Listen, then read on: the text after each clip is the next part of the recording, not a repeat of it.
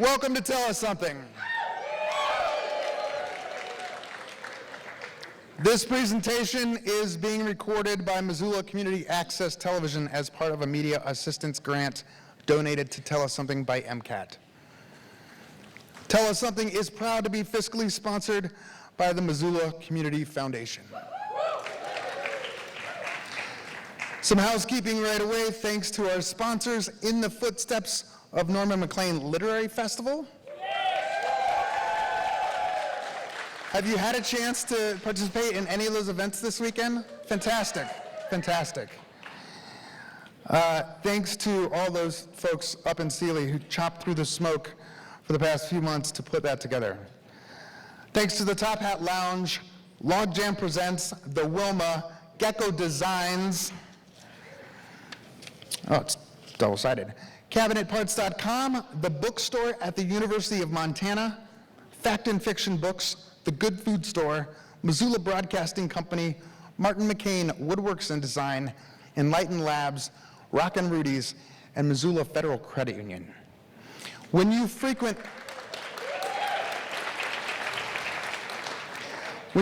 these businesses, please thank them for their support of Tell Us Something and of live storytelling in Missoula. Before we get started, I want to share a quick story with you. My buddy Adam Babbitt sent Joyce a short video of him and his crew this week on the Rice Ridge Fire up in Sealy Lake. He's working night shift on a fire crew with them. They seemed in good spirits, but I know they're all tired. Let's give it up for all the firefighters who are busting their ass.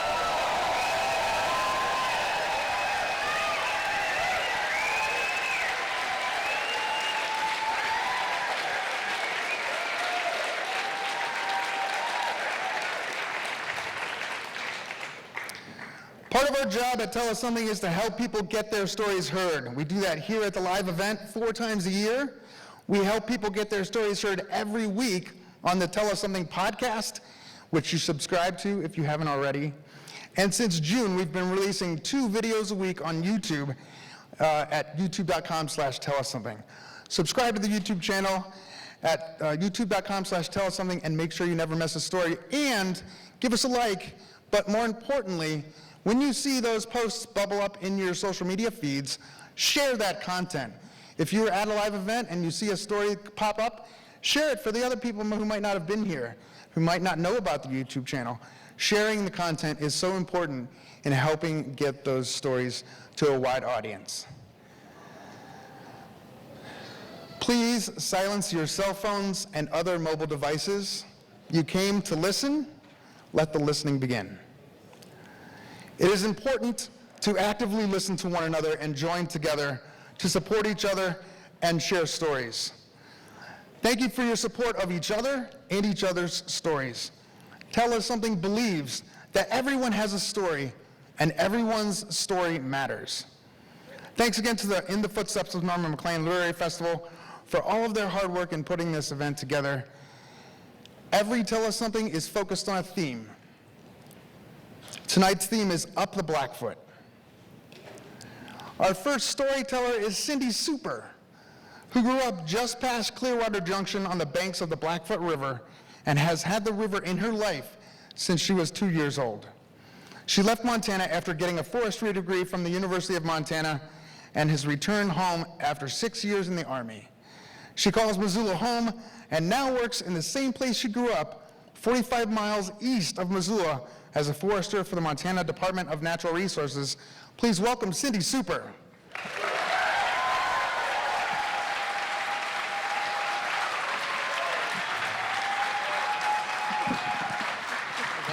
I think so. Yeah.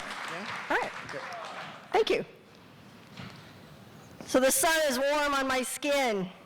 Not quite hot, just a little prickly, but warm.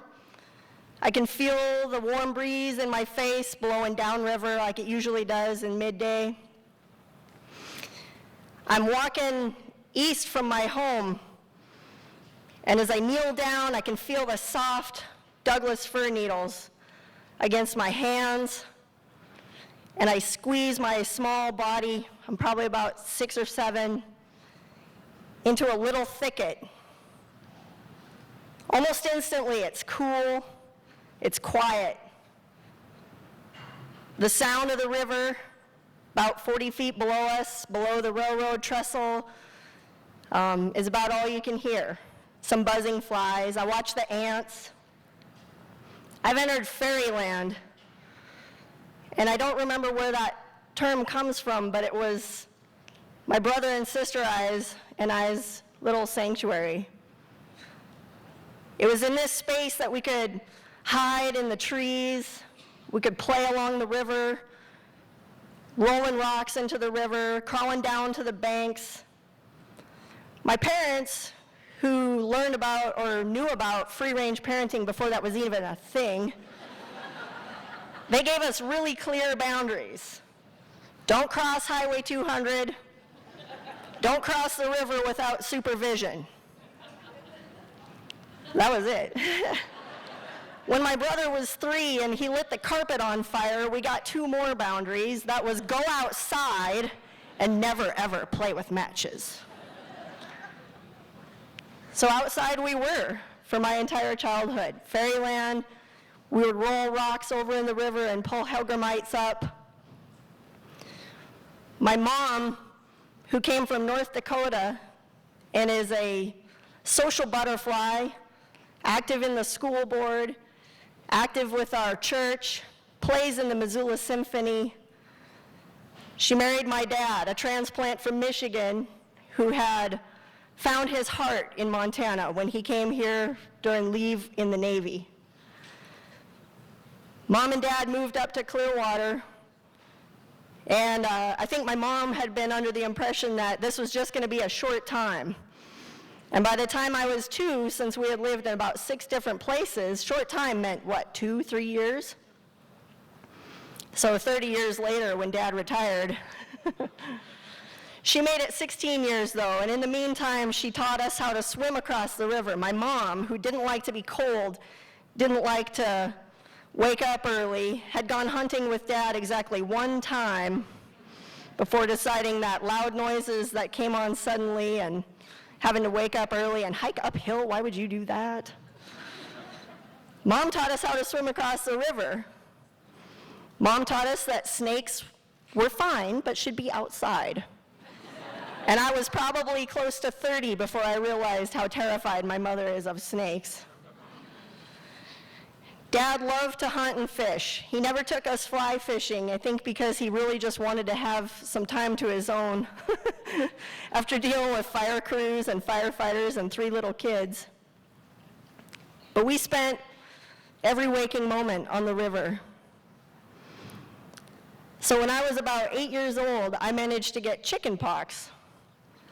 You know, chicken pox, like the itchy, icky, nasty little bumps.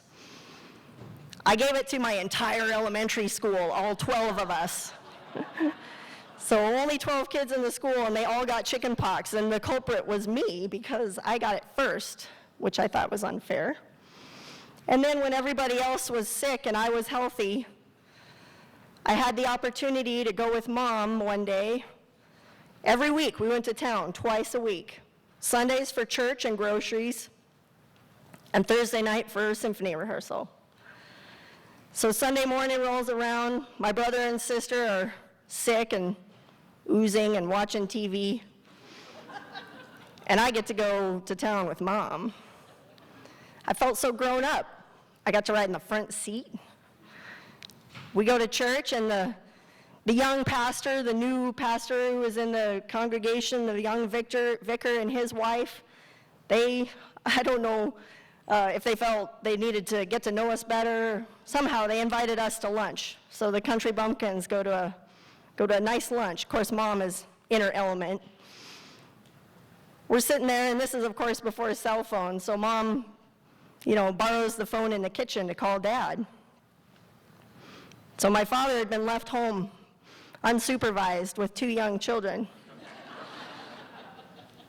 And being the proactive grass and forest manager that he is, decided that it would be a great idea to burn the knapweed that was kind of in the pasture nearby our house. So Mom thought maybe enough time had passed that any catastrophe had been averted. She thought she'd call and check in. I remember trying to feel grown up and talking to the vicar's wife on the couch. I don't know what she was asking. And eventually I get the impression that there's a pretty serious conversation going on in the kitchen. Mom gets off the phone and says, "Well, your father burned down Fairyland." So suddenly I'm not so grown up anymore. Dad had lit the grass and knapweed on fire, and the winds that always so regularly flow down the hill and down the valley had shifted suddenly. They jumped across his fire line, the flames did, and tore through the grass into our little sanctuary. The flames were stopped by the Blackfoot River and by Highway 200. That could have been bad had they not been. And my sister recalls seeing our father run across the driveway and yell at her and my brother to get into the engine. So they get into a fire engine and they go to fight the fire. And now all of a sudden, I missed out on all that fun. I didn't get to go on the engine. And Dad burned down Fairyland. And I still have itches and I still have these scars. This is dumb. But it was a good experience. Fairyland, I was probably, like I thought, 8. Of course, it was black and scarred, much of the Blackfoot is right now, as you can see. But when I went back recently, I was hired 4 or 5 years ago at the Clearwater unit, and I had been there before, but I hadn't gone all the way to Fairyland. And there's fresh grass, there's small trees, fewer of the Doug fir, but there's more ponderosa pine, which is more for that area anyway. There are still hellgrammites in the Blackfoot. And that river continues to flow by our home, by where I work now, for what I hope will be a few years. And if all the experiences that we had with that time on the river, seeing that rebirth and the regrowth after the fire was a good lesson as a kid.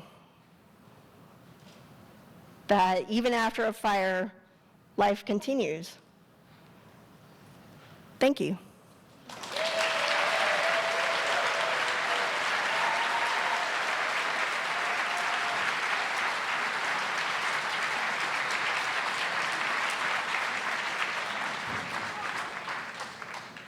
Thank you, Cindy.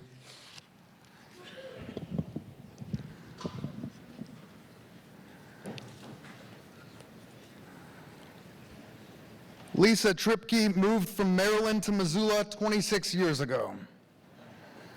She has been active in the community, volunteering, working at nonprofits, and at Cost Care, where she currently works.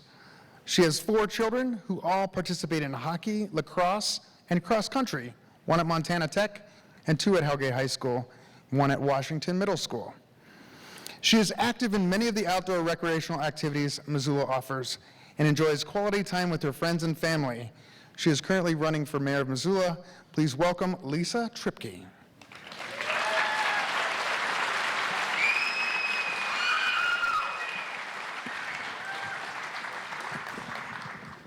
So I have a bittersweet memory and a favorite memory, and the bittersweet one takes like 30 seconds. After a treacherous floating trip from Johnsrud, we stopped at the Blackfoot Tavern, and they had acrylic menu things on the table, and they sold tater tots, pizza, burgers, et cetera. And at the very bottom, it said chili dogs, and in parentheses, it said in season. And I just had to throw that out there.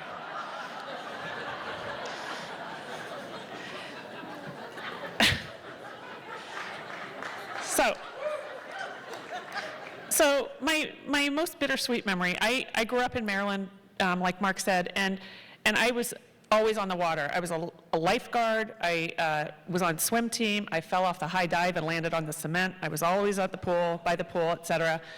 And I was never allowed to watch Jaws growing up because my parents thought I would be afraid to swim in the ocean. So it was constantly by the water. I have a healthy fear of the water, but I'm not afraid of it. I'm a strong swimmer, et cetera. And so my kids have floated the river in kayaks or tubes ahead of me, behind me, since the time they were probably 3 years old. And we've gotten caught in thunderstorms, and they've gotten off the river, et cetera. And so, again, my fear is, I love the water, but I know enough to be afraid of it when it's reasonable. And so my kids and I have spent most of, like, weeks or months of the last multiple summers camping up at Placid Lake, and it's our favorite lake around. And about 5 years ago, my middle son, who was 12 years old at the time, well, because of the 4 kids, they wanted to always drive our boat, and we didn't want them to damage it, so we were on the lookout for a boat that they could ride and take care of, and et cetera.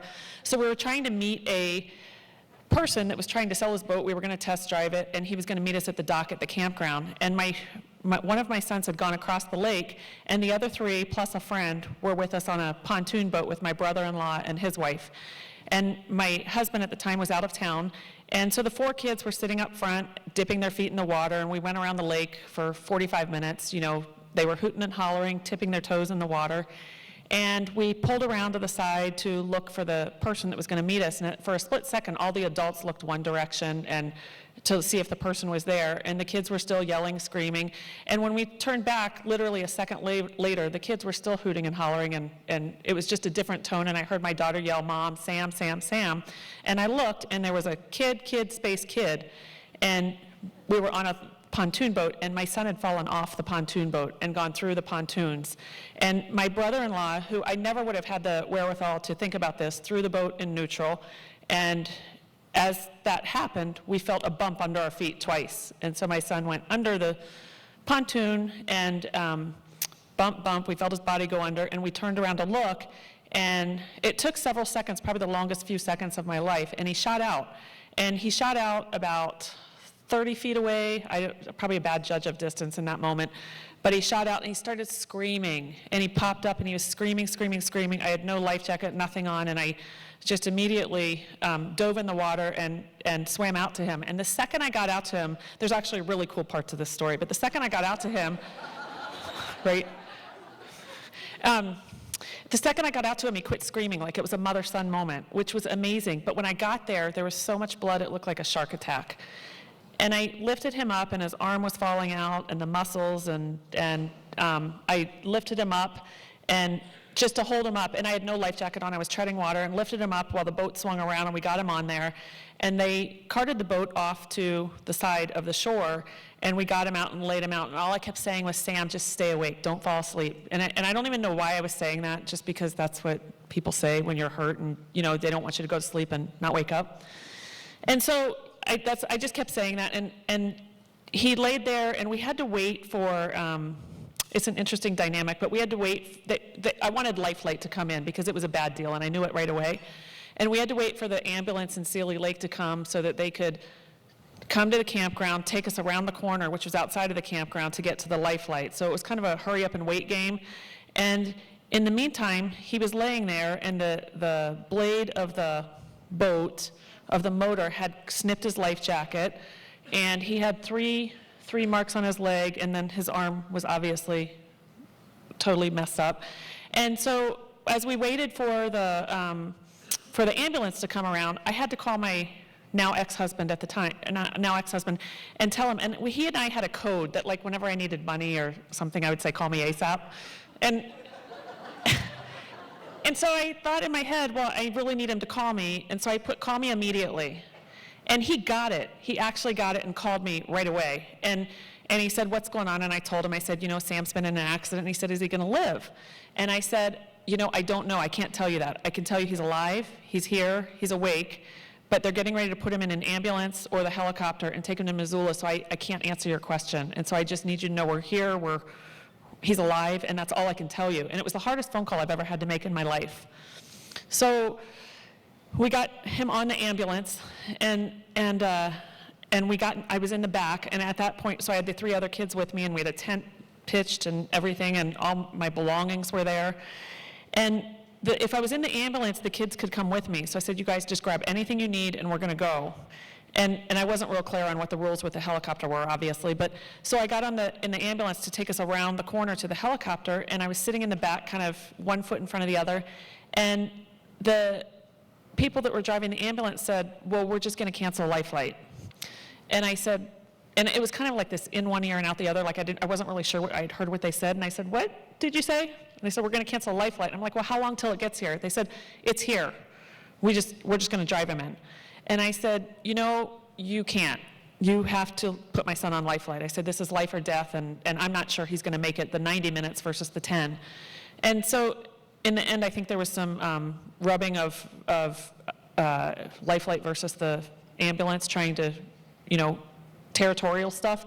But they ended up driving us around to and they said, well, we'll just see what life flight says. I said, I need to do that. So we drove around to life flight, which is like a minute away, and they poked their head in. They said, yeah, he's coming with us. So at that point, I could no longer take my kids with me. They took my son, and then I had to drive to Missoula. And so it was the longest 45 minutes of my life, and I probably made it in 30. And so I had one child who was, maybe going to make it, maybe not, and I took the other three, including one that was not my own, and I probably drove the entire way home at 90 miles an hour, all the way down the highway, knowing if I got pulled over, I had a reasonable excuse, and I could tell them what was going on. And we got there, we walked into the emergency room, and it was total white, sterile, like you would expect it to be, and I walked in with the three kids, who were 12, and 10 at the time, and my son was laying on a white gurney, sterile white, and his arms were like this, and his eyes were closed. And I remember looking at the nurse and saying, or mouthing, not saying it because I had the other kids with me, and I mouthed to her, is he alive? And she said, yeah. And I said, he doesn't look alive. And I was terrified. And she said, oh no. She said, we just gave him the painkillers, and he said, I can't go to sleep until mom gets here because she told me not to fall asleep. I was like, dude, way to listen to me for once. So I went over and I said, Sam, and he opened up his eyes. I said, honey, you can go to sleep. So he closed his eyes, went to sleep, and they took him up to surgery, and it was a 5-hour operation. And the doctor came out afterwards and said, I'm not sure how he made it. Somebody's watching over you, God's watching over you. Something happened because the blade nicked his bone and missed his artery, and by all rights, he should not be alive. So Sam is my most humorous child. He's got a wicked sense of humor, but he's also very black and white. And the next day, I have to back up. When we were driving in, when we were racing in at 90 miles an hour, his twin sister was sitting in the front seat, and there's something about twin power. And these two are amazing, and they've always had it. They fight, they love each other. It's a love-hate even to this day. But she, in that 30 minutes that it took me to get to Missoula, and I keep cutting down that time. Oh, I'm running out of time, I think. But she broke out in hives her whole face was covered. It looked like she had measles. And she ended up reacting because of this. So we got there, and I asked him later what happened and what he was thinking when the whole thing went through. And he said he had a plan for 20 minutes. He thought, what would happen if I fell under the thing? And he thought he would jump up and grab the sides. And he tried to do that and missed. And so he rolled himself in a ball underneath. And he had a split-second decision at 12 years old, and he rolled himself into a ball. And had he not rolled himself into a ball, he wouldn't be here today because he totally missed all of the destruction that the blade would have done to his limbs or anything else. So the statistics are that he shouldn't be here, but he was meant to stay on this earth, and it's just a phenomenal thing. And today, he's fully recovered, plays hockey and lacrosse and runs and does everything, and you would never know he went through this experience. And so the Blackfoot's been great to us. That's it.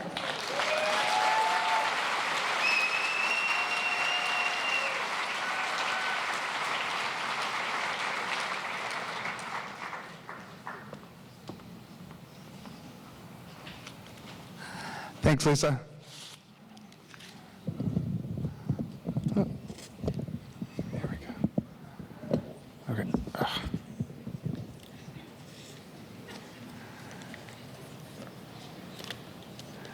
Wendy Woollett is the author of a number of plays, including the Montana Monologues and the Lost Montana Monologue. She beat cancer 4 times She is retired from producing theater and is now recreating her life as a nonfiction writer. She's at work on the Little Wendy stories and a book celebrating Montana's ranch women. She thanks you for supporting Tell Us Something and the producers of Tell Us Something for this special opportunity. Wendy is honored to finally have her story heard. She calls her story The Blackfoot River Horse. Please welcome Wendy Woollett.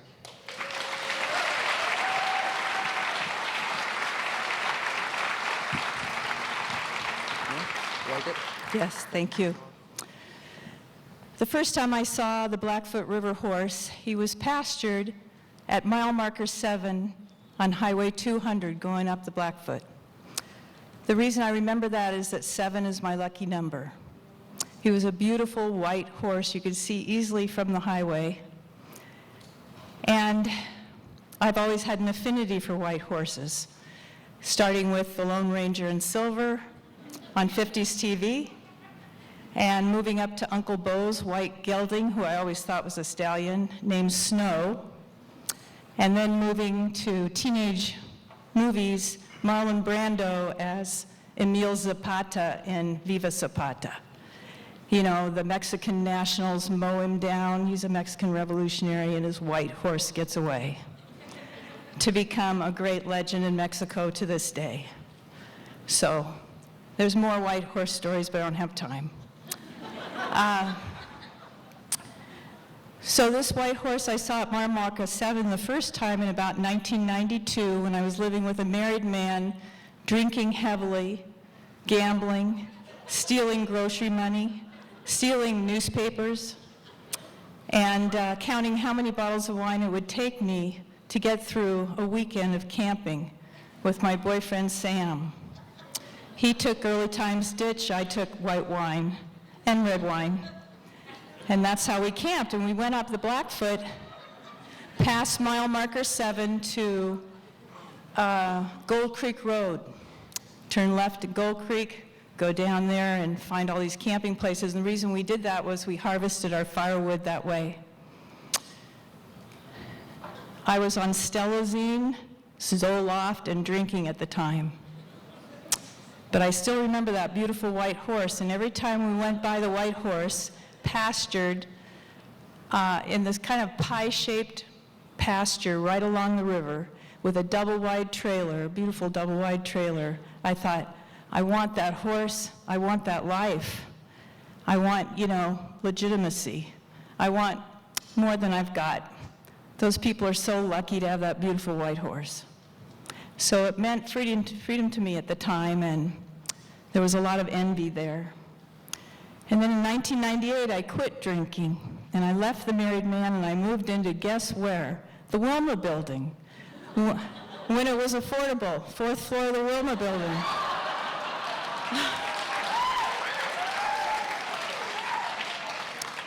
And that was great, because you could hear like the Moody Blues for free, and Jimmy Cliff for free, and all you had to do is open the window, 4th floor. So I saw a lot of good concerts there, and I sobered up, and I changed my life. And I haven't lived with a married man again since. Anyway, so then I was going up the Blackfoot River for different reasons. About 2000, I started writing the Montana Monologues, and I interviewed a woman who lived in Shoto, Dorothy O'Neill, who was like a mom to me. I just loved Dorothy. She gave up a ranch. She lived in the Skyline Lodge, and I'd go up the Blackfoot, go to Shoto, and interview her for about 9 months, every other weekend, transcribe the tapes, come back. And then I was going up the Blackfoot to go fishing with my son, who would come to visit me from Iowa, who may or may not be here. He's a firefighter. Go, Caleb. And he's a singer-songwriter, by the way. Caleb Coffey, look for his CDs. So I would go up the fishing with Caleb. One time he didn't get his license. I warned him, but he still got a ticket, $150. But we won't talk about that anymore. So as I'm going up the river, sober, the Blackfoot River horse still means a lot to me, and I stop and pet him and talk to him, and I don't know who owns them or anything, but at one point in those years going up the Blackfoot, my horse disappeared. That white horse disappeared, and so did the double-wide trailer. And in its place was built a beautiful kit log home, you know the kind, trophy home, with the nice garage and the apartment over it, and the landscaped driveway and the gravel and the beautiful vehicles, $50,000 each. And it was a real grieving process for me to let go of that horse, because it meant a lot to me as I went up the Blackfoot. In 2007, I was diagnosed with cancer, and I lost my left kidney, my spleen, 40% of my pancreas, and so I named my right kidney Joan after Joan of Arc. Guess why? She rode a white horse. And the gift was I was able to produce the Montana Monologues as a fundraiser for cancer patients in September of 2007. My surgery was in January of 2007. So now I'm going up the Blackfoot with my then oncologist Judy Schmidt's great motorcycle runs up the Blackfoot to the Double Arrow doing cancer fundraisers. And I did some other cancer fundraisers since then. So that was kind of part of my recovery, is giving back. Then at a certain point, my ex-husband came to visit, and he and my son went up the Blackfoot and stayed. Mile marker 14 is Bear Creek Road, perimeter of the beautiful Potomac Valley, and we stayed at my friend Penny Kukuk's sheep ranch there when she was in Australia. And I wrote a play there called My Ex-Husband's Visit. It was a comedy.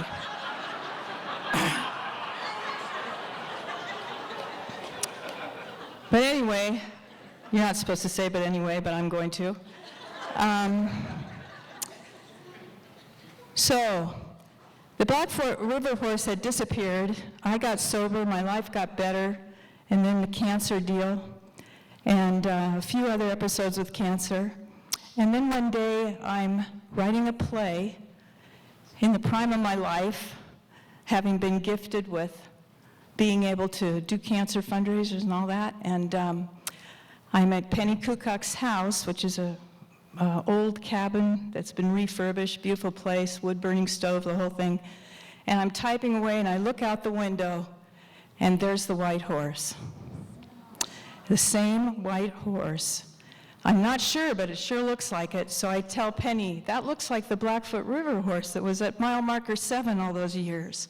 I got to go find out. And she said, we'll go up and talk to Les. Les owned the ranch next to her. He had llamas and this white horse. It was a big white horse. So I went up and talked to Les, and sure enough, it was the same horse. His name was Odge. He was now 26. When I first saw him, he was 6. And I talked to Les a little bit, and he said the reason he was pasturing him was that his owner, Lisa Zimmerman, had died of breast cancer. And the reason that double-wide trailer was no longer there was they had to sell that property to pay for her cancer bills, her medical bills.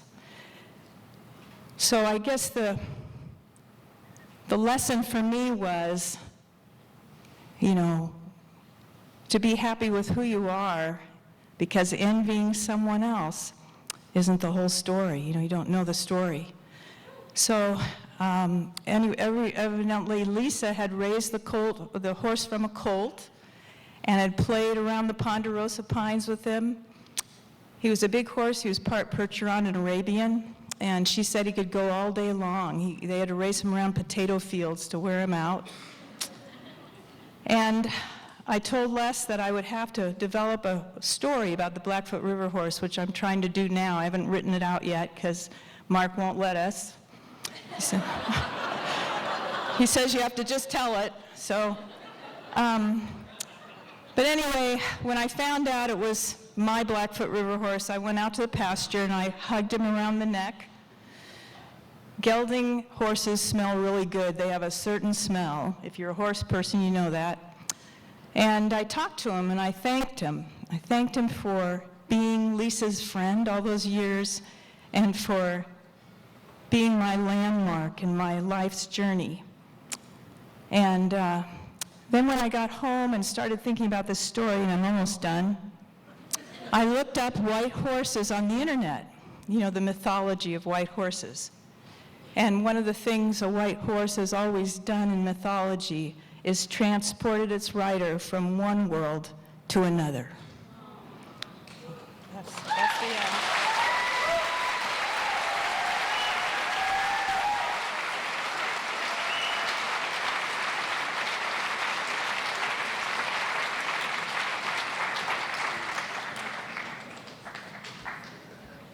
Thank you, Wendy.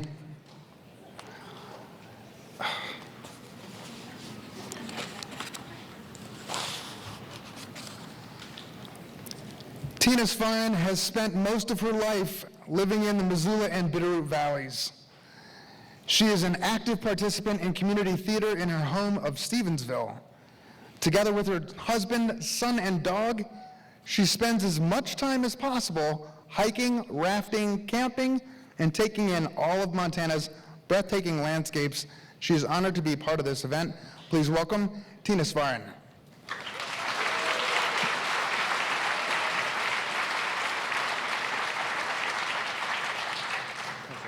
We're good. Okay. We're good.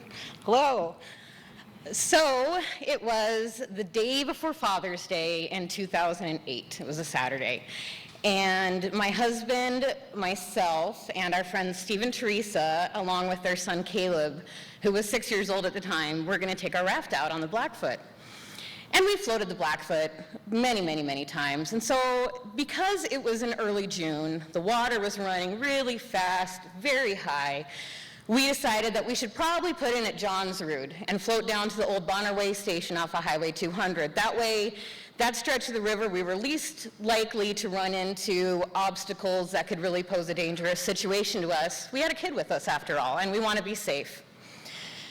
So it was a beautiful day. I mean, the sky was blue, the sun was warm, the water was crisp. It was quite refreshing, actually. And you could kind of see little white caps, you know, on the water the whole way down. It was moving really quickly. So we pulled over after we'd been on the river for a little while. We pulled over at Rainbow Bend to get out, let Caleb stretch his legs, just kind of enjoy ourselves and kind of try to extend the length of this journey because it was going really quickly. And we decided after we'd stopped there, you know, the water's going to pick up here in a little bit. Maybe we should find one more spot to stop, just so the journey isn't over so quickly. It could have been over in an hour. And after you put all that work into getting your gear together and getting on the water and shuttling vehicles, we wanted to make it last a little bit longer. So right before the river really, really started to pick up, we found a nice little shady bank full of nice wet sand. And we stopped there for a while. We played with Caleb, built sand castles. I remember covering his little feet with sand and, you know, running in the river and washing them off, not too far in the river, because it was moving fast and it was very deep. And after a while, I look up and we start to notice there's several other parties of rafters going by. You know, one person, two people. In the midst of all of this are these two ladies, and they're paddling just furiously in this little tiny two-man raft. And it was like one of those rafts that you used to see outside of Sportsman's Surplus all the time, little like $100, they were called like, I think, the Fish Hunter. And to put things into perspective, we're in a heavy-duty 14-foot raft with 4 able-bodied adults paddling it.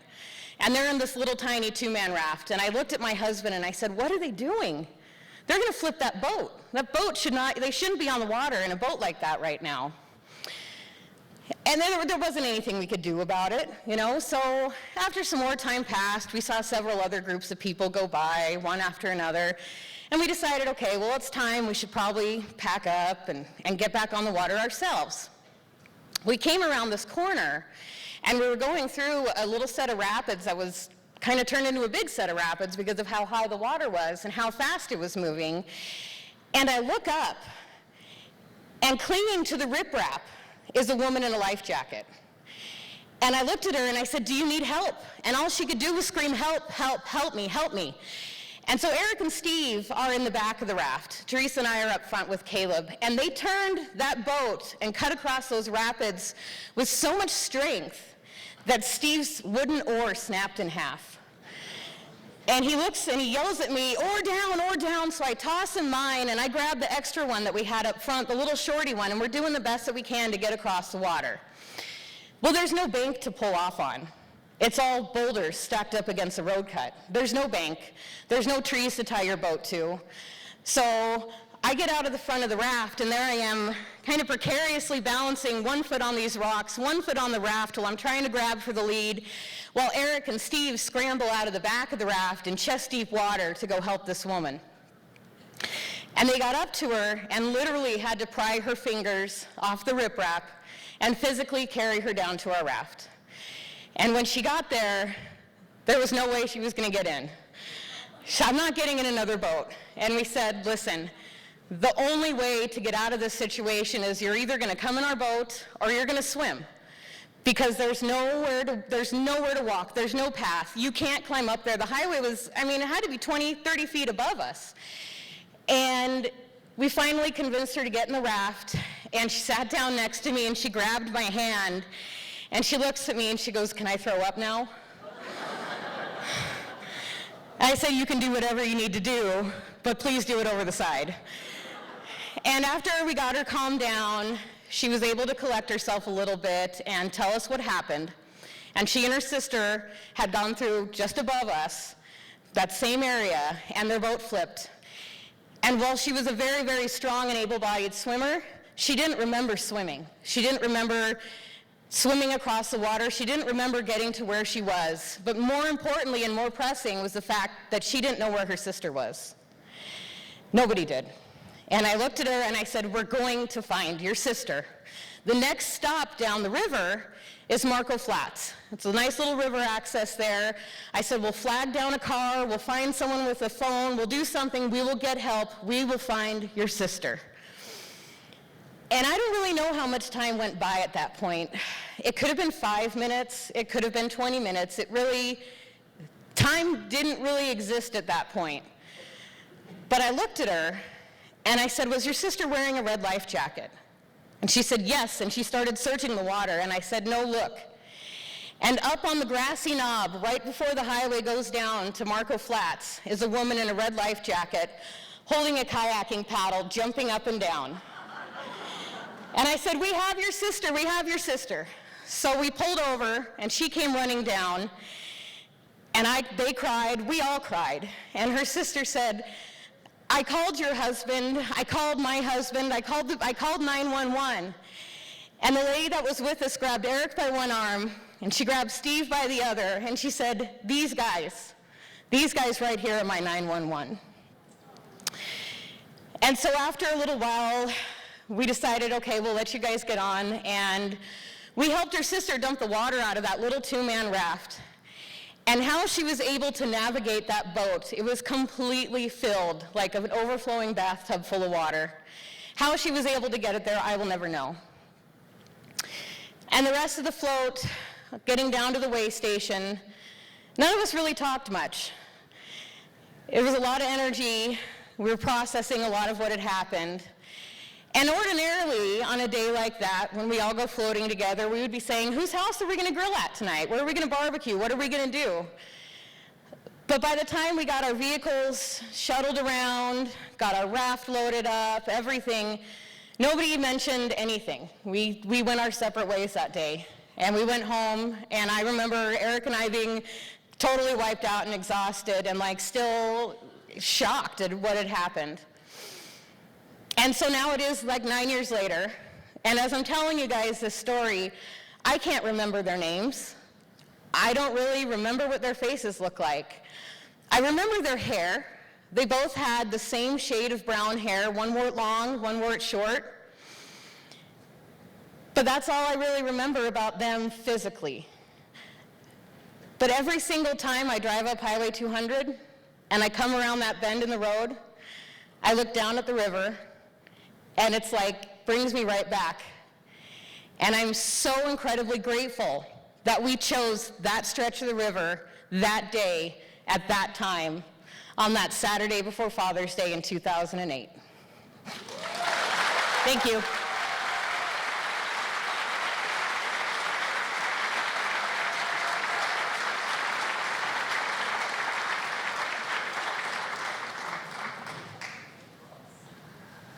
Thank you, Tina. You know, people often ask me how to sign up to tell a story at Tell Us Something. Go to tellussomething.org and click Tell a Story to see the themes. Click the link for the theme that resonates for you, and then call 203-4683 to leave a 3-minute summary of what your story is. We'll be in touch with you after that. The next Tell Us Something is December 12th, and the theme is Getting Away with It. Yeah.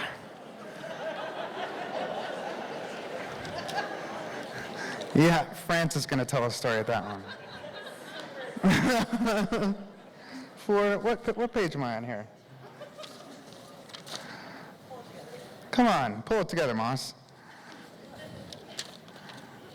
I can't find it, but I know where it is on my phone, so I'm going to do that. Sorry, y'all. Ugh. Technology.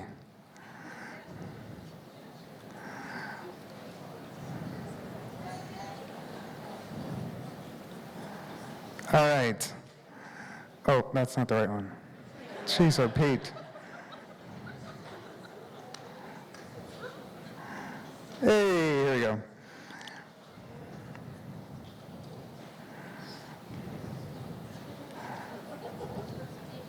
I'm taking my time. Besides, we're about to have intermission, so. All right, I already told you about when the next Tell Us Something is. Thanks to our sponsors, In the Footsteps of Norman McLean Literary Festival, Top Hat Lounge, Log Jam Presents, The Wilma, Gecko Designs, CabinetParts.com, the bookstore at the University of Montana, Fact and Fiction Books, The Good Food Store, Missoula Broadcasting Company, Martin McCain Woodworks and Design, Enlighten Labs, Rock and Rudy's, Missoula Federal Credit Union. We are going to take a 10-minute break, grab a drink, stretch your legs, and we'll see you in 10 minutes. Thanks for your patience.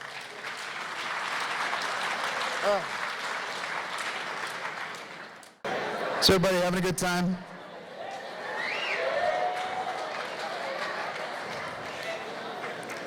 Thank you again for coming out tonight. I'm really grateful. We got a blue sky out there, and I thought everybody would ditch us. I'm really grateful that you're here, and so are all of the storytellers. Sarah Elkins is a speaker, writer, coach, and professional musician. As a coach, Sarah helps people and businesses better understand how to find their stories, organize them, and share them across platforms.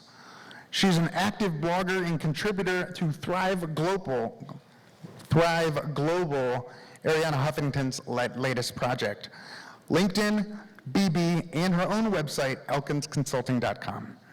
She also is the president of Elkins Consulting, the company making a splash with small, face-to-face, affordable interactive conferences called No Longer Virtual. Please welcome Sarah Elkins.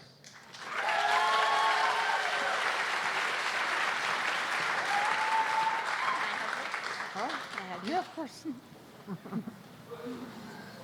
Is that good? Yeah, Maybe that's lower? good. Yeah? Lower, maybe. Oh, I'm not that short. Let's put that up just a little bit. It's been fun listening to these other stories. All these women talking about being so outdoorsy. They grew up here. They fish, they hunt, they camp. That's not me. I'm not that girl. I was raised in a Jewish household. I was born in Washington, D.C. Not exactly the mecca of recreational opportunities. Mecca for something, but not that. So I wasn't sure what my husband saw in me that I didn't see, that he decided to introduce me to camping, canoeing, fly fishing. Yeah, right? And I'll never forget going out this first time fly fishing on this little lake in Northern Virginia, and we're sitting in a little paddle boat, and he had showed me on the banks where I wouldn't get caught in stuff how to cast. And I will never forget sitting in that boat and casting and watching my arm go like this and looking up and watching this loop of line and watching the bug just drop into the water. Now, I like to gamble, but I don't like to waste money. So that's kind of weird. But fishing is perfect for that, because every time I cast, I think, this next one, I'm going to catch something. So it was probably my third or fourth cast, and I caught this little sunfish, and I was hooked. Hooked. Come on.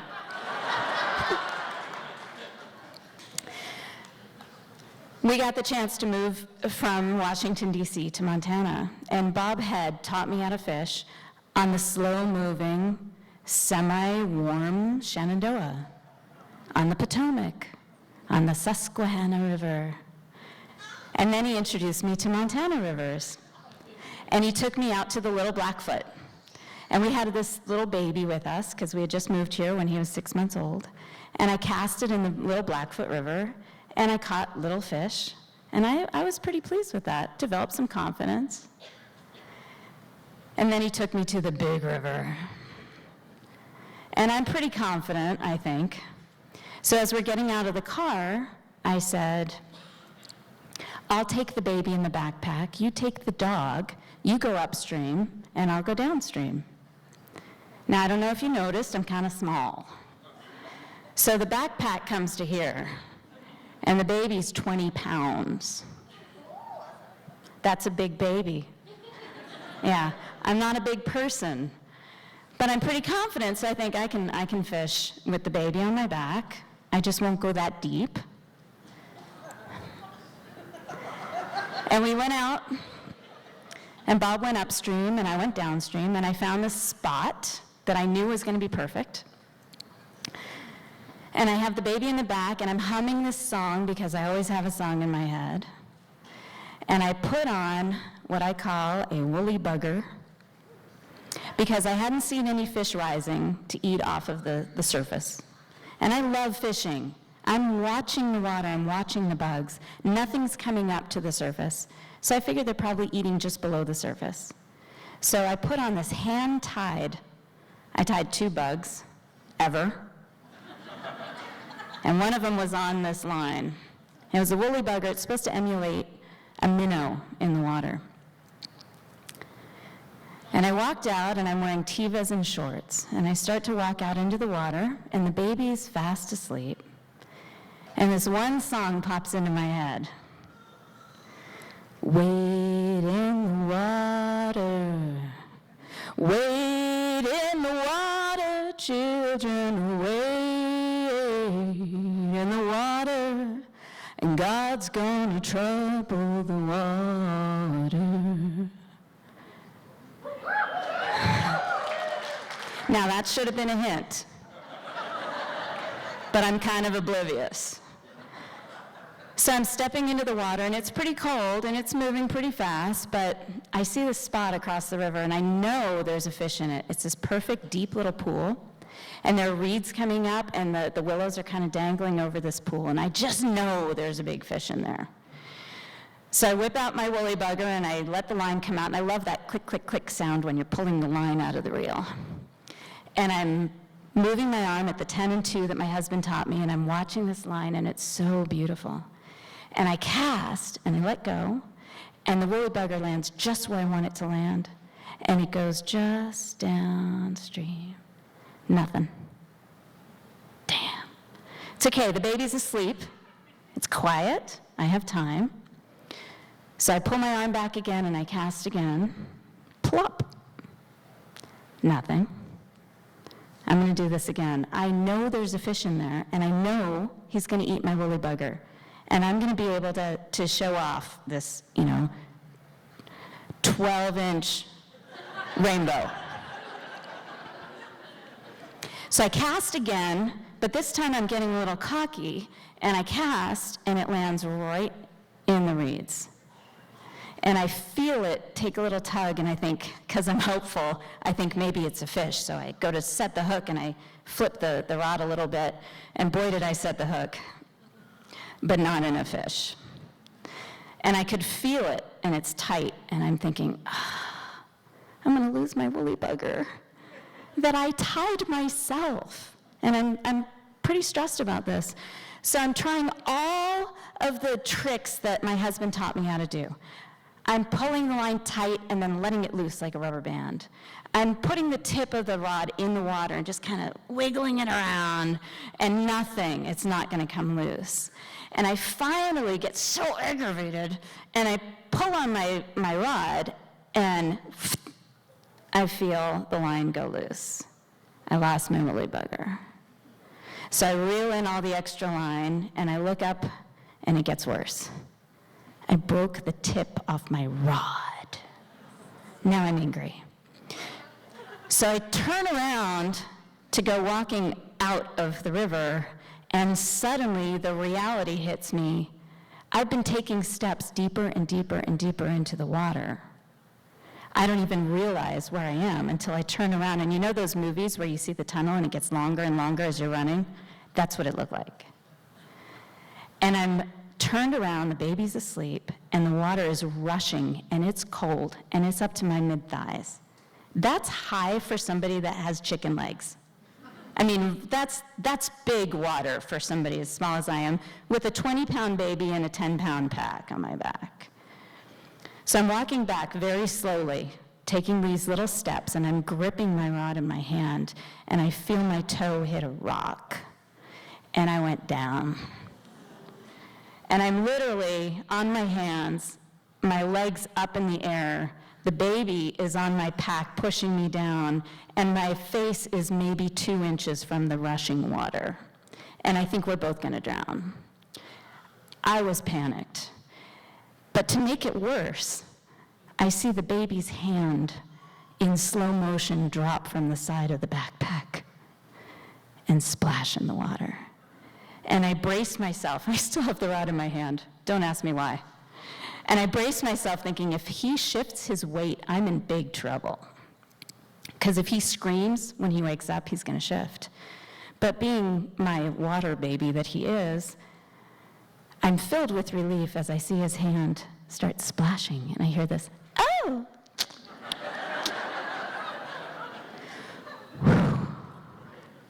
So now I feel content that I can call to my husband, right, to come help me because I'm stuck. Bob! Bob! I don't want the baby to panic. If I start to panic, the baby's going to freak out and he's going to scream. So I'm saying, Bob! And now I start to really get scared, and I'm screaming, Bob! I could use some help! And my voice is starting to crack because I'm scared. And I realize he can't hear me. No one's going to help me. If I push myself too hard, I'm going to fall backward, and we're both going to drown. Somehow, I'm crawling my way out. I still don't know how I manage, but you know the mama bear comes out. Somehow I managed to climb out of the water. And I'm standing at the bank when Bob comes around the corner. He says, "You go for a swim?" I said, "No."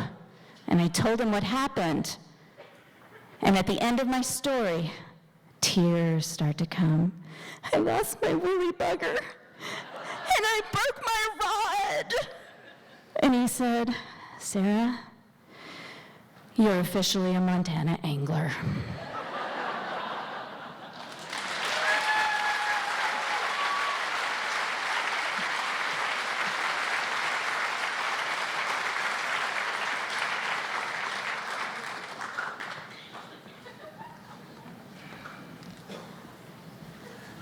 Thanks, Sarah.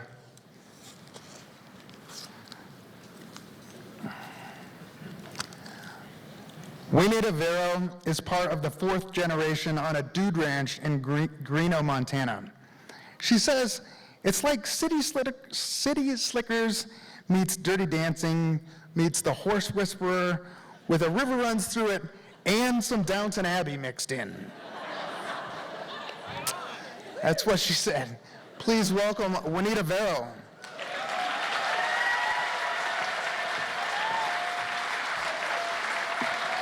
Thank you. I live near the Clearwater and Blackfoot confluence. Sorry, Sarah.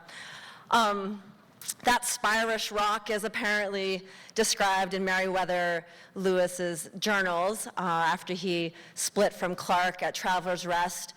You know the story. Clark heads up the Bitterroot, Lewis heads down the Bitterroot, crosses the Clark Fork, and then heads up the Blackfoot. July 3rd, 1806. 100 years later, my great-grandparents purchased land near the confluence of the Blackfoot and Clearwater, about a year before that 1907 steel bridge was built. How many of you guys know that bridge? Yeah! They created a guest ranch. And by 1925, it was up and running properly. And this is the same time period that Norman Maclean writes about in A River Runs Through It. But as a kid, the Blackfoot was just the big river. Rough water you could drown in and water you couldn't drink.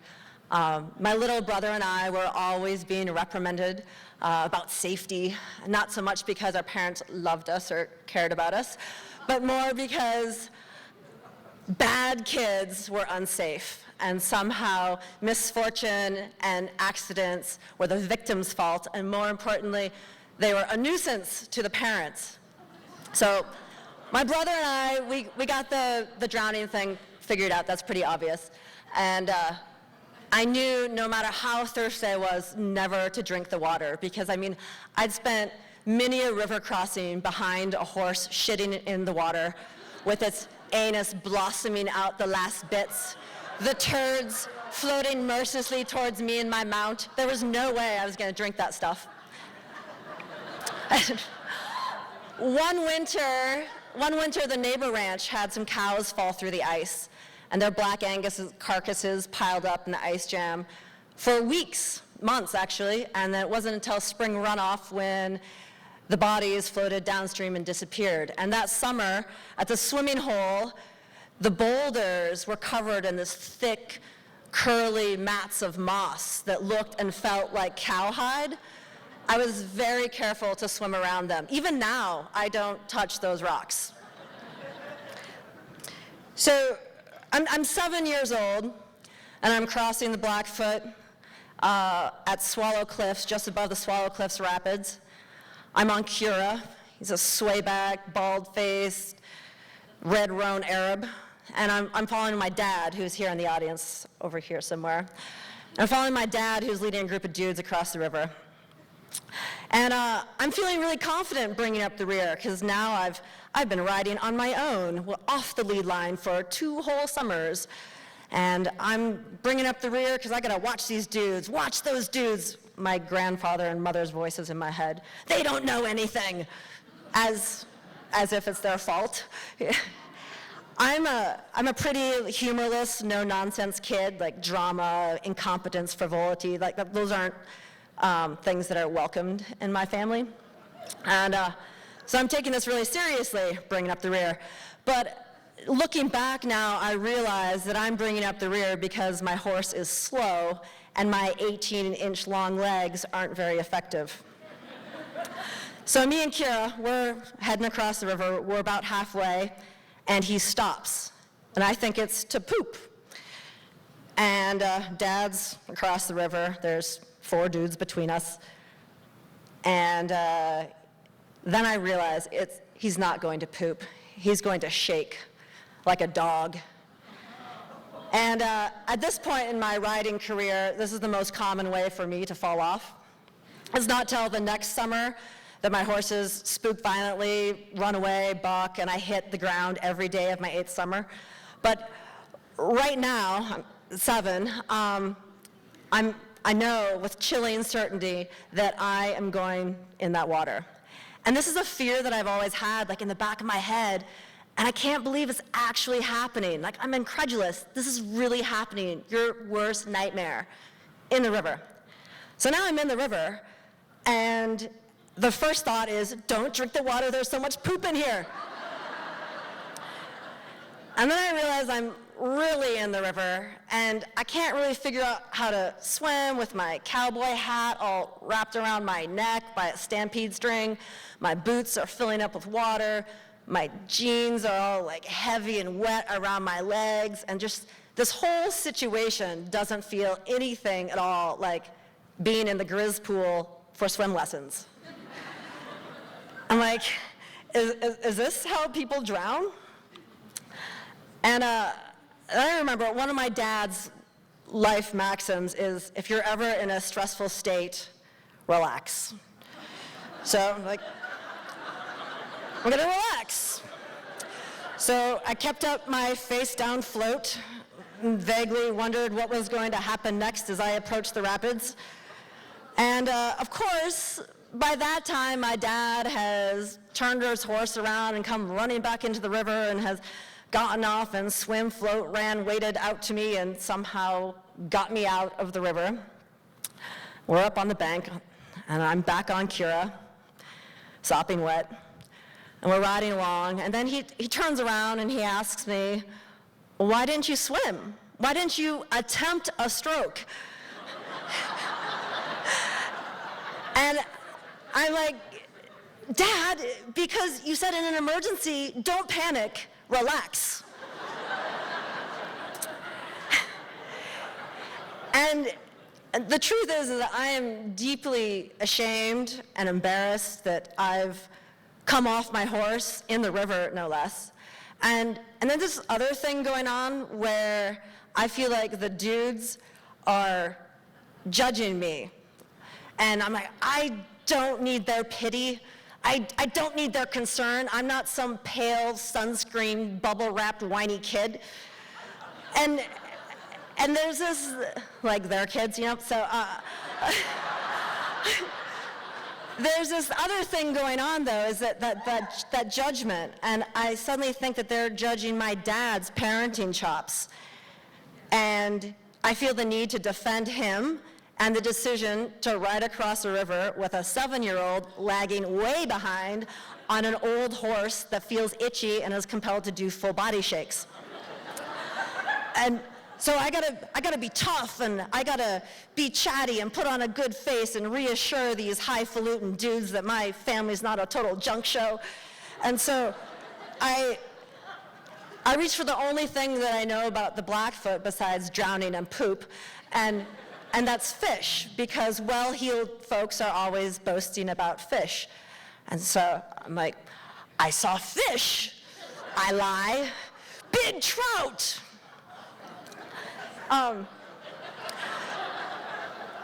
So our family, the guest ranch operation has been around for over 90 years now, and the ranch family is a delightful junk show. But whenever I cross at Swallow Cliffs, I make sure the weakest rider is right behind me. Thanks.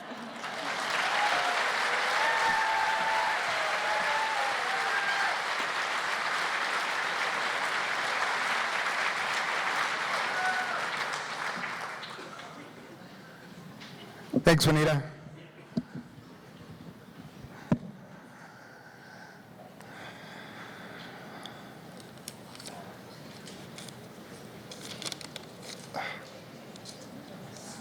I wish I could just memorize all this stuff, but I'm not that good. Jay Dixon has a college degree in environmental geology with an emphasis in groundwater and fisheries from the University of Montana. He has been a fly fishing guide. He has been fly fishing since the age of 6 and started tying flies soon after. Jay Dixon owns and operates Dixon Adventures along with his wife and partner in crime, Deb. They live in an off-the-grid solar home they built together in the Sapphire Mountains overlooking the Bitter Valley with their 2 boys, Jake and Zach.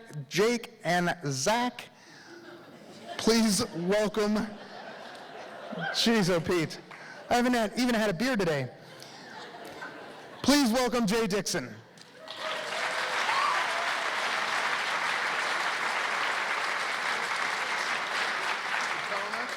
No, I gotta put that thing up. I got it. I call him Zach and, or Jake and, or what is it? Jack and Zake. So it's okay to. How's that? Is Jack that better? Yeah. Well, does that sound good? That's good. Yeah. Right there. I was worried about hunching over and stuff, so.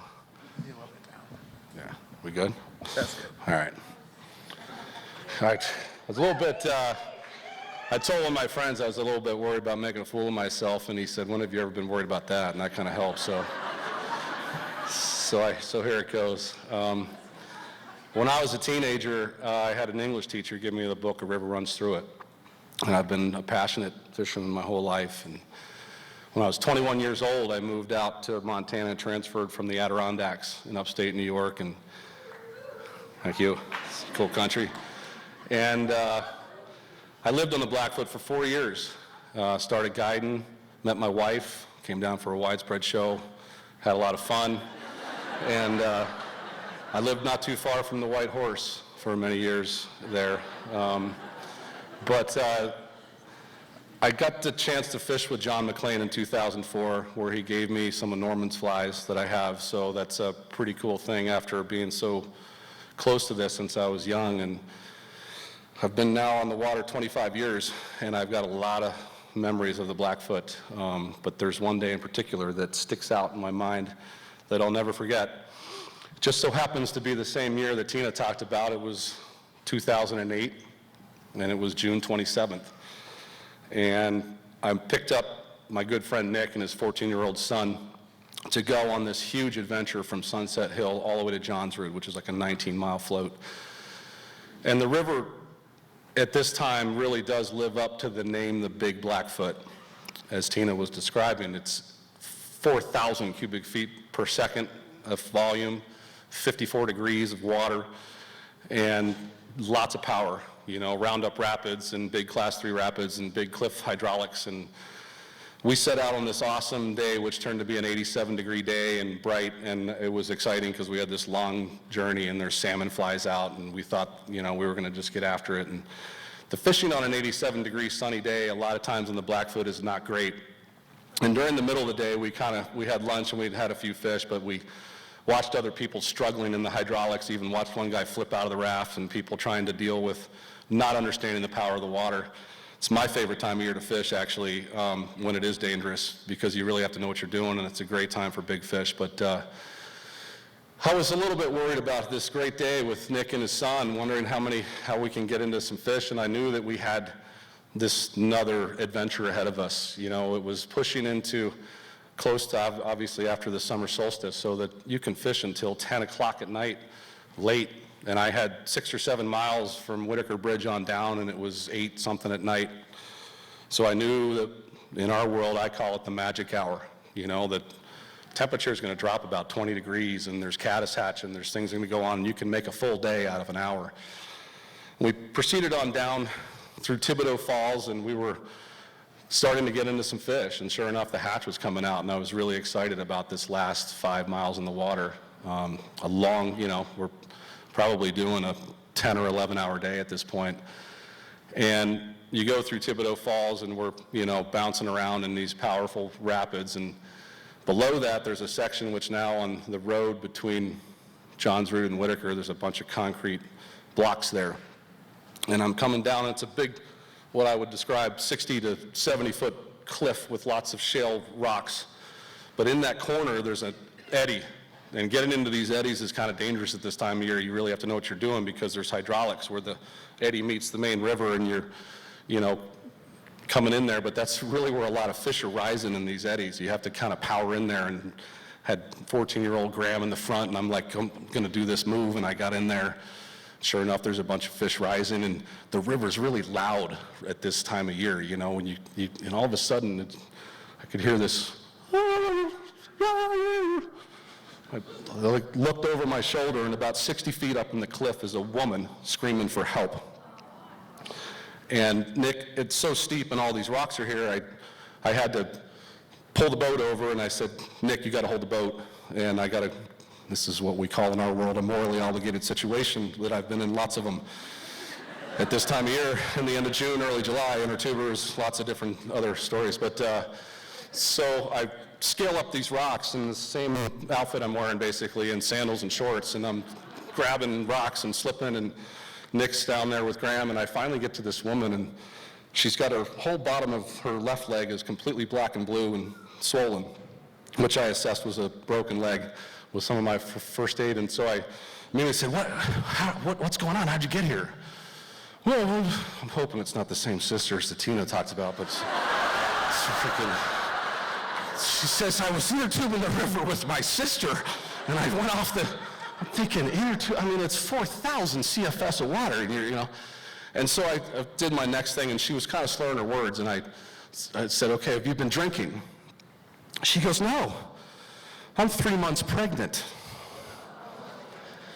Oh my God, I'm like, at first I was going to try and figure out how to get her down in the raft. She's a pretty good ways up in the cliff, because she obviously fell off and was trying to get to the road, and then she stopped up the cliff. And so I managed to know at this point I need to get some help. I'm not going to try and get this woman down this cliff with child. But now I need to get to the road. If anybody knows this area, there is no cell phone. So the only way to get help is to get to the road. And it's 9 o'clock at night. There's no way anybody else was coming down the river. She's lucky I was at this lake because I was doing this crazy float. So I managed to go diagonally across because there's all these loose rocks, and I'm grabbing every little shrub, and I'm kind of slipping, and I finally get up to the road. And sure enough, here comes a vehicle. And it's a man and a woman, and I hail them down. I said, okay, trying to do this controls first aid scene thing, you know, and I'm like, okay, we got a pregnant woman, you know, in the cliff. It's like, we're no fishermen or liars, but this is really a true story. So we get, you know, the woman jumps out of the vehicle right away, and she just runs down to go to this woman without any regard for what I'm saying. No, you know, like a rock could just fall down and hit this woman in the back of the head, but she didn't care what I said and just took off. Like, all right, well, I told the guy, you have to go get search and rescue and an ambulance, and he went and did that. So I then proceeded to now need to get back down to my raft in this cliff. It's not as easy as coming up, grabbing things, so I started slipping and getting down, and I'm kind of getting scared. At this point, the woman had made it to the victim, and, you know, she yells at me and my customers, what are you doing out here? It's too dangerous. You're going to hurt somebody. And I'm like, I did not respond to that, and so I'm worried about slipping down this cliff, and that got to be, this point got really, when I go through my emotions, I started having fear, but then I started getting mad because I almost slipped. I have no health insurance. I have 2 kids. It's June 27th. If I fall down to my death trying to save a freaking woman that's inner tubing the river at 4,000 CFS, it's really going to suck for me. So, but anyway, I finally made it down through all I almost slipped a couple times. It was really scary, and I got down there waiting for search and rescue, and sure enough, Graham was having a ball. He was down there catching trout the whole time, you know? So Nick and I are there, and finally we're waiting, and the other woman's there, and sure enough, search and rescue comes, and a guy goes way down or upriver and brings a rope, and they're all up there, and I said, send the ambulance down to where the river meets the road, because I knew the only way to get this woman out of this situation was to get her in my raft, unless you're using a helicopter or something. It was, so they get, at this point I volunteered to grab the rope and scar up my legs some more, and I got up to a juniper, and we got the rope, and then it said, Graham, I need your sandals, because she's got no sandals on. She's in a bikini, and she is shivering and broken leg, and put Graham's sandals on, got her down to the boat, and at this point, it's dark, and the water's huge. And search and rescue says, are you sure you can navigate? We get her in the front seat, and Graham's going to sit in the cooler. He says, you sure you can navigate the river in the dark? Nick's fished with me for years, and everybody knows me. I fish pretty late sometimes. Nick looks at him, he goes, we'd still be fishing right now if it wasn't for this shit. So I looked at him, and I kind of laughed, and I looked at search and rescue. Says, yeah, I'll get down there, and we got down there, and we got her up, and we got her on this stretcher, and I had to get out, and we got her up, and I remember getting her to the ambulance, and I gave her this hug from behind, and I says, I got you here, you're safe. And there was dead silence. There was nothing. I turned around, and I shook one of the search and rescue guys' hands, and I got back in the boat and went down the river with Nick and Graham, and we proceeded to think about this crazy scenario, and I was upset that I'd risked my life, and I didn't even get a thank you, or even anything, nothing. And so one of my best friends, I'm going to run this a little bit over, just not much, but One of my best friends always tells me when we're fishing, because he's known me for 27, and this might relate to some of you, he says, I wish 2017 Jay could meet 1997 Jay, or 2008 Jay in this point, because I realize now a lot of things have happened in my life in the last 10 years. My kids have both lost classmates to car accidents. I tried to save the life of a drunk driver at 2:30 in the morning coming home from Missouri, and blood clot in my leg. There's people that are suffering real traumas, and we've got fires all over the state and hurricanes, and I did what I was supposed to do, and everybody's doing things in these fires and not getting thanked all the time. And so just paying it forward, you should be proud of and happy to do, and be happy about that and not upset if you don't get thanked. That's my story.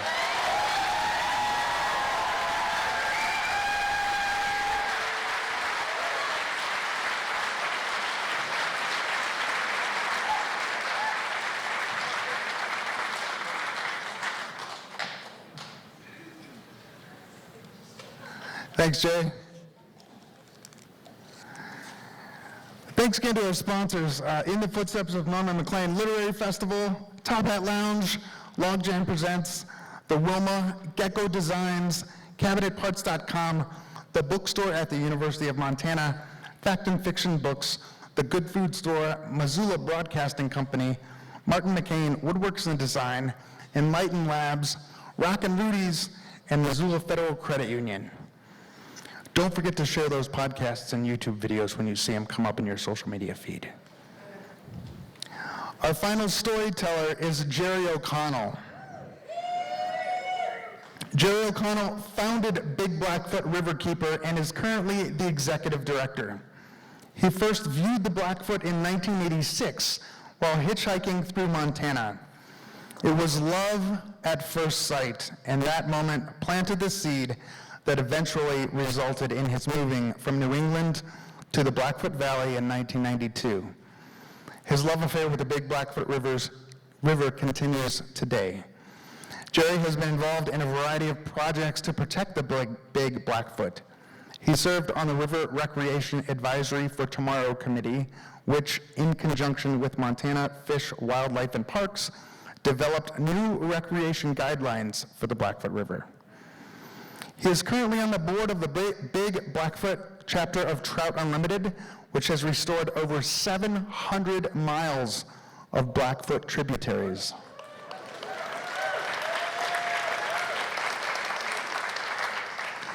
Additionally, Jerry O'Connell is currently president of the Missoula City County Consolidated Planning Board. Jerry lives in Greeno with his wife, Deborah, a couple of horses, and a rather large crew of dogs. Please welcome Jerry O'Connell.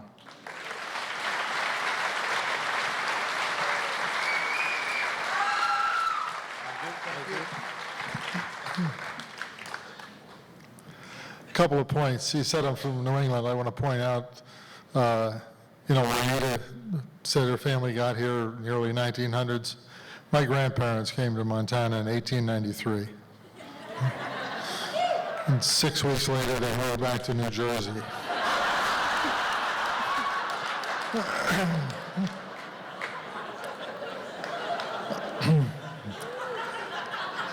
I was actually feeling pretty good to come up here until a few minutes ago when I heard Juanita talking about the river. I live 6 miles downriver from Juanita, and I've been drinking that river water for 25 years. And my stomach's a little upset right now. But anyway, my story involves no injuries, nothing scary. So you can just take a deep breath and relax. About 7 years ago, I got a phone call. My wife Deborah and I live up on the Blackfoot in Greeno. Like I said, not too far from Juanita.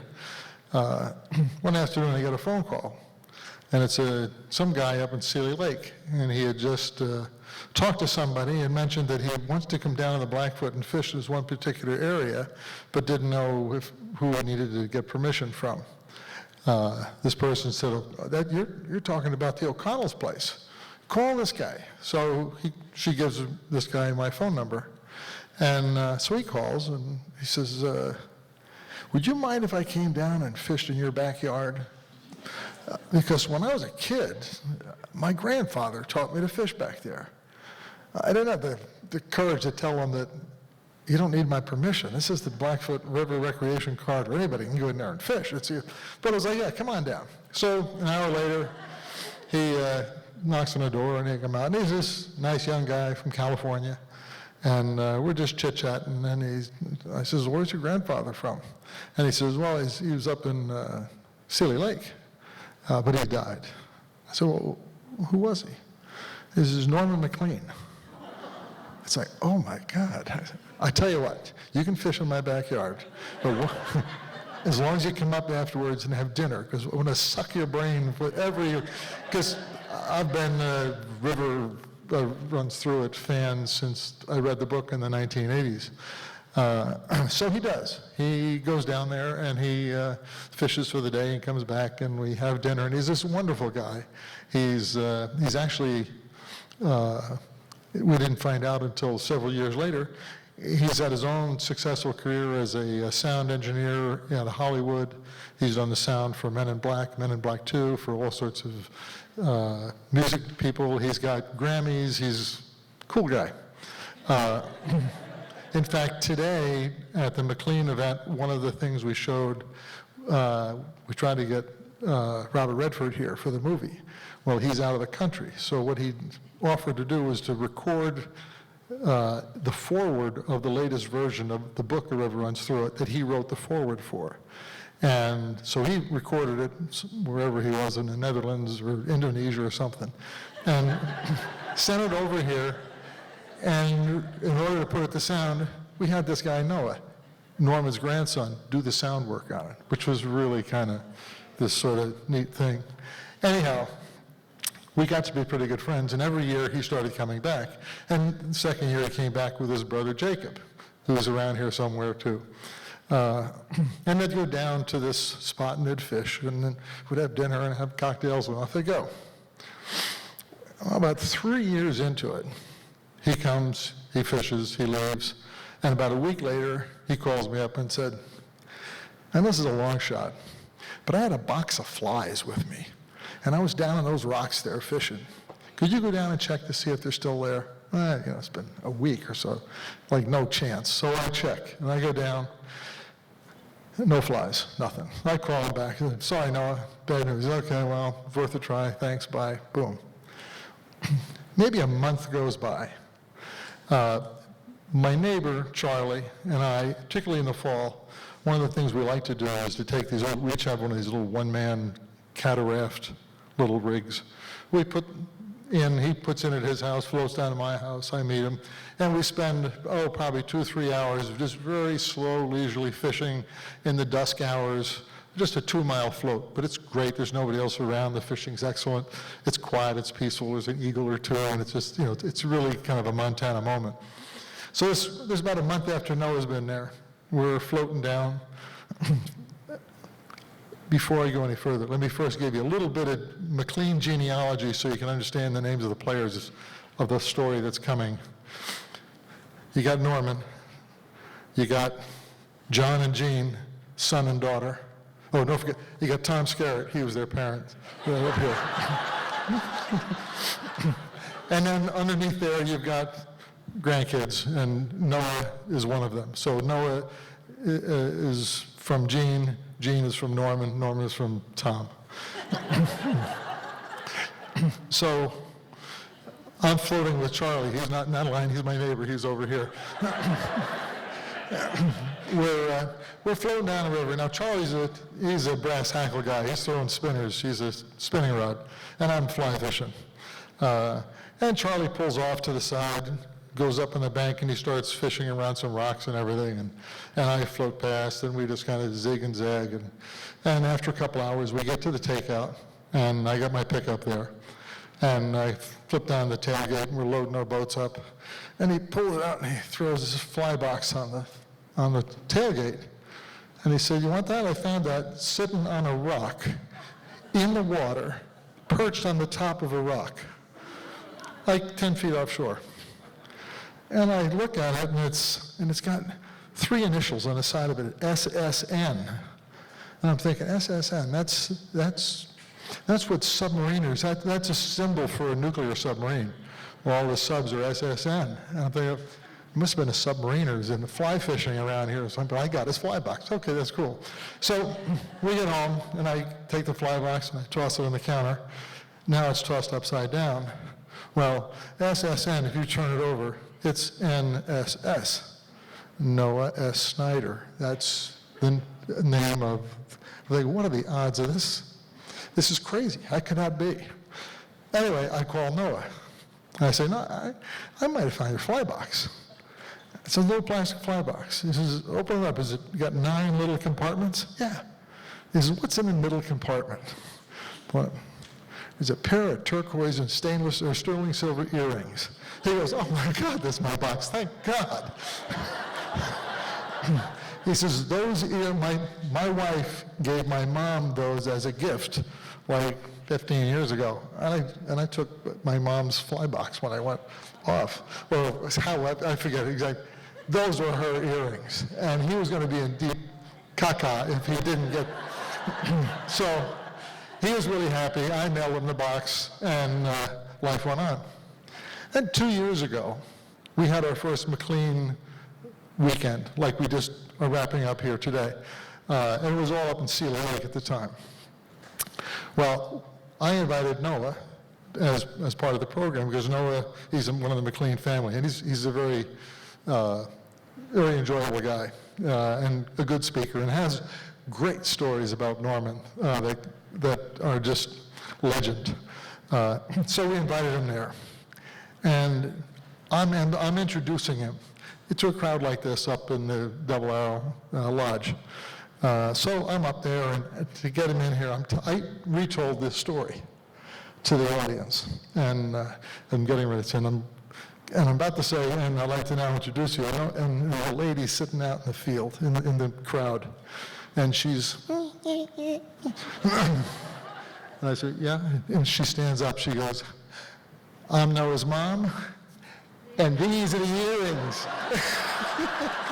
It was like, perfect. That's my story.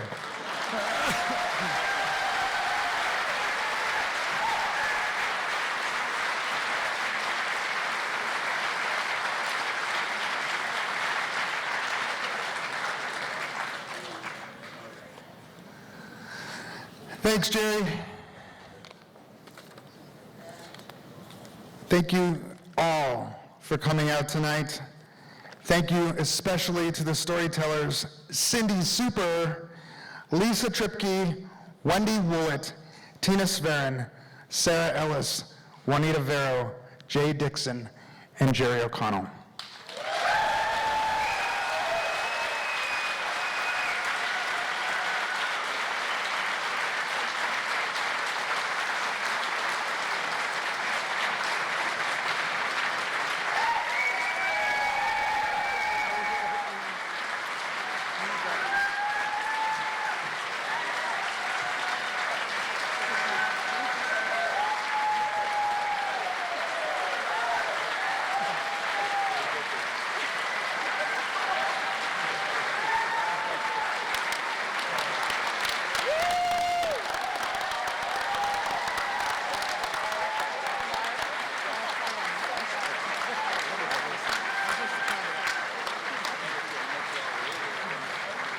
Thank you all so much. The next Tell Us Something is December 12th. The theme is Getting Away With It. We'll see you then. Have a great night.